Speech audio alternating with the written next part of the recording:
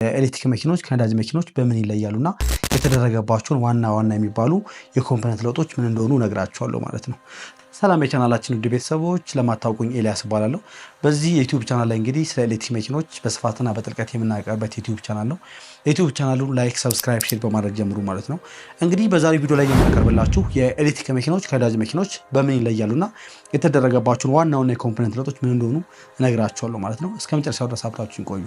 የኤሌክትሪክ መኪኖችና የነዳጅ መኪኖች ተመሳሳይ የሆነ የቦዲ ስትራክቸር ወይም ደግሞ የቦዲ ገጽታ ሲኖራቸው የፓወር ትሬኑ ወይም ደግሞ የፓወር ድራይቭ የኮምፖነንት ለውጥ ተደርጎባቸዋል። መጀመሪያ የኮምፖነንት ለውጥ የተደረገበት ኢነርጂ ስቶሬጅ ነው።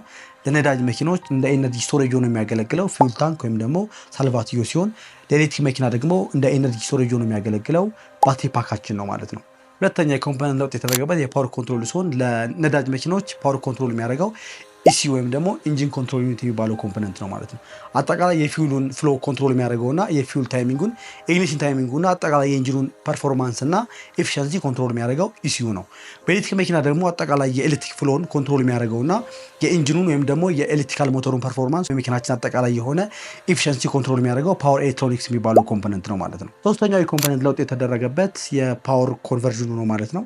ለነዳጅ መኪና የፓወር ኮንቨርዥኑ አይሲ ኢንጂን ወይም ደግሞ ኢንጂናችን ነው ማለት ነው። ለኤሌክትሪክ መኪና ደግሞ የፓወር ኮንቨርዥኑ ኤሌክትሪካል ሞተር ነው።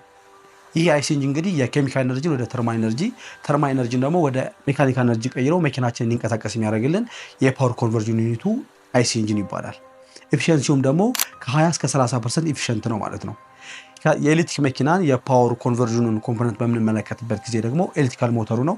ይህ ኤሌክትሪካል ሞተር እንግዲህ የኤሌክትሪካል ኢነርጂን ወደ ሜካኒካል ኤነርጂ በመቀየር መኪናችን እንዲንቀሳቀስ የሚያደርግልን ነው ማለት ነው። እስከ 90% ድረስ ኢፊሽንት ነው ማለት ነው። ስለዚህ ከነዳጅ መኪና ጋር ስናወዳድረው ኤሌክትሪካል ሞተር ኢፊሽንት ከሆነ የኤሌክትሪክ መኪኖች ከነዳጅ መኪኖች ሞር ኢፊሽንት ናቸው ብለን መናገር እንችላለን ማለት ነው። አራተኛውን የመጨረሻው የኮምፖነንት ለውጥ የተደረገበት ቶርክ ኮንቨርዥኑ ሲሆን በነዳጅ መኪኖች ላይ እንግዲህ ቶርኩን ኮንቨርት የሚያደርግልን በአውቶማቲክ ወይም ደግሞ በማኑዋል የምናገኘው ጊርቦክስ ሲሆን ይህም ደግሞ መልቲፕል ጊርቦክስ ሲስተም ይባላል።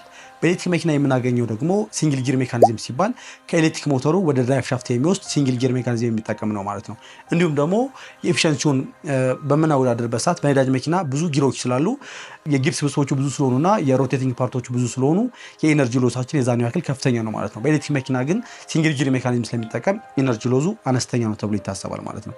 ስለዚህ ቤዚክ የሚባሉት የኤሌክትሪክ መኪኖች የኮምፖነንት ለውጣቸው ይህንን ይመስላል ማለት ነው። የኤነርጂ ፍሎን ስንመለከት እንግዲህ ለነዳጅ መኪና ኤነርጂ ፍሎ የሚያደርገው ከሳልቫቲዮ ነዳጅ ይወሰዳል። ከዛ የዚህን ደግሞ የሚወሰደውን ነዳጅ ኮንትሮል የሚያደርግልን ኢንጂን ኮንትሮል ዩኒት ይባላል ማለት ነው። ኢንጂን ኮንትሮል ዩኒቱ እንግዲህ የመኪናውን የኤፊሺንሲና የፐርፎርማንሱን ኮንትሮል የሚያደርግልን ኮምፒውተሩ ነው ማለት ነው።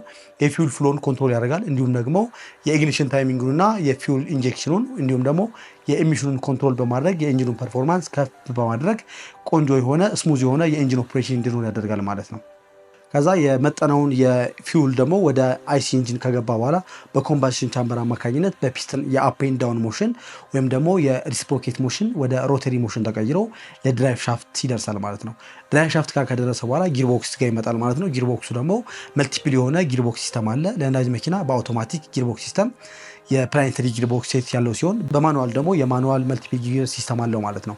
ይህ እንግዲህ የነዳጅ መኪኖችን የፓወር ፍሎ የሚያሳይ አጠቃላይ የኢንጂን ኦፕሬሽኑ ነው ማለት ነው።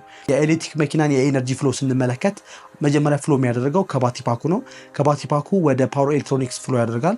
ፓወር ኤሌክትሮኒክስ ላይ እንግዲህ የኤሌክትሪካል ኢነርጂ ወይም ደግሞ ኤሌክትሪካል ፍሎ ኮንትሮልና ኮንቨርት ተደርጎ ወደ ኤሌክትሪካል ሞተር ያልፋል ማለት ነው። ኤሌክትሪካል ሞተር ካለፈ በኋላ ኤሌክትሪካል ሞተር የኤሌክትሪካል ኤነርጂ ወደ ሜካኒካል ኤነርጂ በመቀየር ወደ ሲንግል ጊር ሜካኒዝም ወይም ደግሞ ወደ ድራይቭ ሻፍት ያልፋል። ከድራይቭ ሻፍት ካለፈ በኋላ ደግሞ ድራይቭ ሻፍት ኮንትሮል የሚያደርግልን የሲንግል ጊር ሜካኒዝም ነው ማለት ነው። የኤሌክትሪክ መኪኖች የኤነርጂ ፍሎቸው ይህን ይመስላል ማለት ነው። የኤሌክትሪክ መኪናና የነዳጅ መኪና ቤዚክ የሚባሉ ኮምፖነንት ለውጣቸው ይህን ይመስላል። አጠቃላይ ኤፊሺንሲውን በምንመለከትበት ጊዜ ግን ትንሽ የሆነ ሮቴቲንግ ፓርት ወይም ደግሞ ተንቀሳቃሽ ፓርቶች በጣም ትንሽ ስለሆኑ ለኤሌክትሪክ መኪና የኤሌክትሪክ መኪና ከነዳጅ መኪና ኤፊሺንት ነው ብለን መናገር እንችላለን ማለት ነው። ኢንጂኑን በምንመለከትበት ሰዓት ለምሳሌ የነዳጅ መኪኖች ላይ ያለ የተገጠመው ኢንጂን አይሲ ኢንጂኑ ማለት ነው ከ20 እስከ 30% ኤፊሺንት ነው ማለት ነው። አብዛኛው በሂት አማካኝነት ወይም ደግሞ ሮቴቲንግ ፓርቶች ስላሉት ኢነርጂ ሎስ ያጋጥማል ማለት ነው። የኤሌክትሪክ መኪኖች ስንመለከት ደግሞ ኤሌክትሪካል ሞተሮች እስከ 90% ኤፊሺንት ናቸው ማለት ነው። ምክንያቱም ሮቴቲንግ ፓርቶች በጣም ትንሽ ስለሆኑ ማለት ነው። ይህ ቪዲዮ ጠቃሚ ነው ብላችሁ ካመናችሁ ላይክ፣ ሰብስክራይብ፣ ሼር ማድረጋችሁ እንዳትረሱ። የቲክቶክ አካውንቱም ደግሞ ፎሎ በማድረግ ጀምሩ ማለት ነው። ሀሳብ አስተያየት ካላችሁ በኮሜንት ሴክሽን አስቀምጡልኝ። ስለ ኤሌክትሪክ መኪኖች ቴክኖሎጂ በስፋትና በጥልቀት አወራላችኋለሁ ማለት ነው። አመሰግናለሁ።